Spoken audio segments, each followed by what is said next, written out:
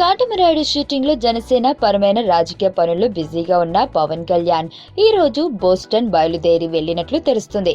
ఎందుకంటే ఫిబ్రవరి 11న బోస్టన్ లోని హార్వర్డ్ యూనివర్సిటీలో జరగనున్న ఇండియా కాన్ఫరెన్స్ 2070లో భాగంగా అక్కడి విద్యార్థులను ఉద్దేశించి ఆయన ప్రసంగించాల్సి ఉంది. అందుకే ఈ రోజు రాత్రి 9 గంటల సమయంలో పవన్ ఎమిరేట్స్ ఫ్లైట్ లో బోస్టన్ వెళ్లారట. యుఎస్ లో విపరీతమైన ఫ్యాన్ ఫాలోయింగ్ ఉన్న పవన్ కు కొద్ది రోజుల క్రితమే హార్వర్డ్ యూనివర్సిటీ సభ్యులు అక్కడ ప్రసంగించాల్సిందే గౌరవ ఆహ్వానం పంపిన సంగతి తెలిసిందే.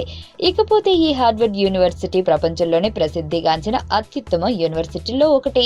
ప్రపంచ స్థాయిలో గొప్పవారిగా పేరొందిన Obama, Zuckerberg, bill gates, Kennedy వంటి వారంతా అక్కడే విద్యను అభ్యసించారు.